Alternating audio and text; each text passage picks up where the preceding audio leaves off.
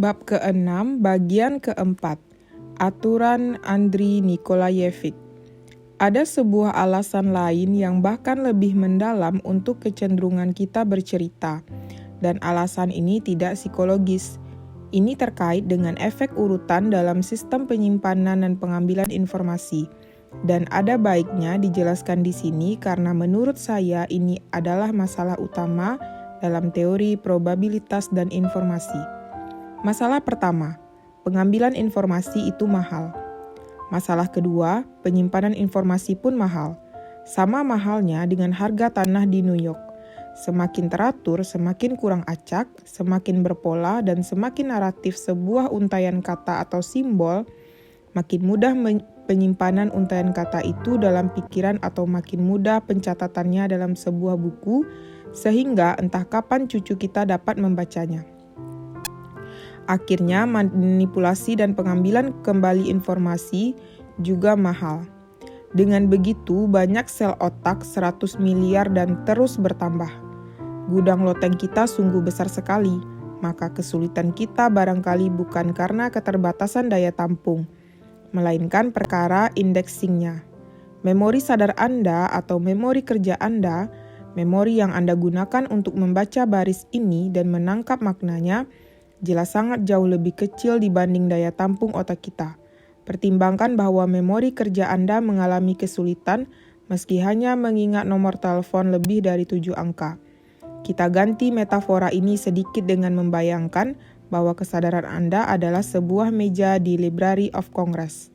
Tidak peduli berapa banyak buku disimpan di sana dan tersedia untuk diambil. Ukuran meja Anda menjadi pembatas jumlah buku yang dapat Anda baca. Dalam hal ini, kompresi penting sekali dalam peningkatan kemampuan kerja sadar. Coba perhatikan kumpulan kata yang dirangkaikan untuk membentuk sebuah buku setebal 500 halaman. Apabila kata-kata itu acak, diambil dari kamus dan ditaruh betul-betul secara sembarangan, Anda tidak akan bisa meringkas, memindahkan atau mengurangi ukuran buku tanpa kehilangan sebagian besar isinya.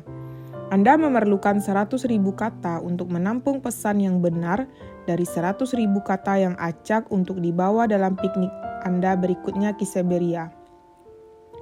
Sekarang coba perhatikan kebalikannya.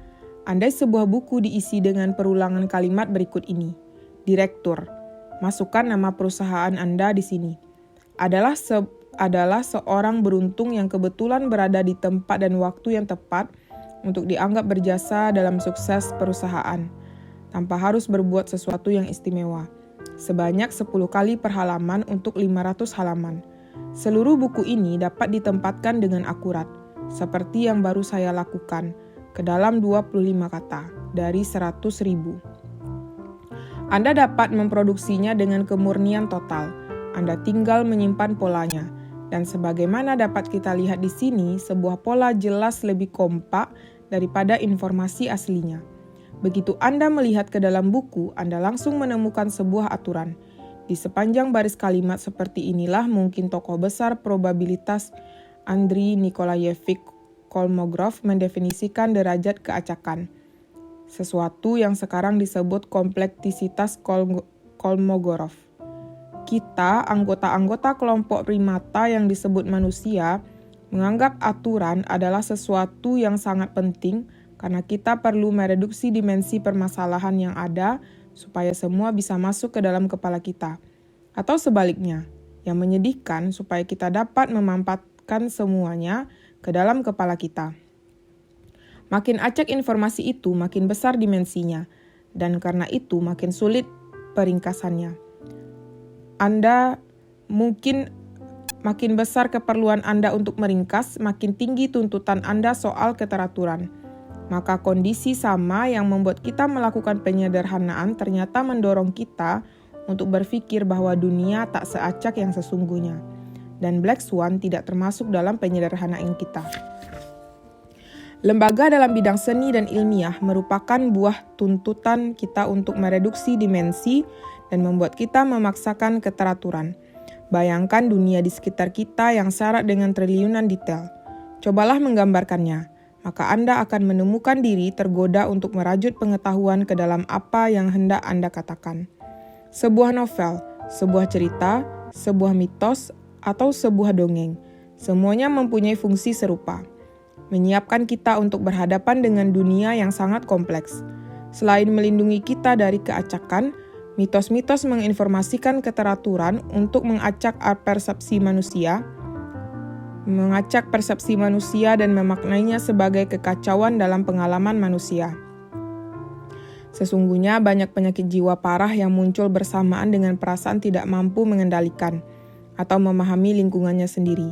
Sekali lagi, di sini kita dipengaruhi oleh platonisitas. Yang menarik, hasrat yang sama persis untuk keteraturan berlaku pula dalam ambisi ilmiah. Cuma tidak seperti dalam bidang seni atau sastra.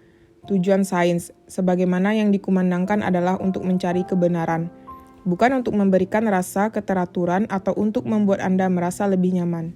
Kita cenderung menggunakan pengetahuan sebagai terapi.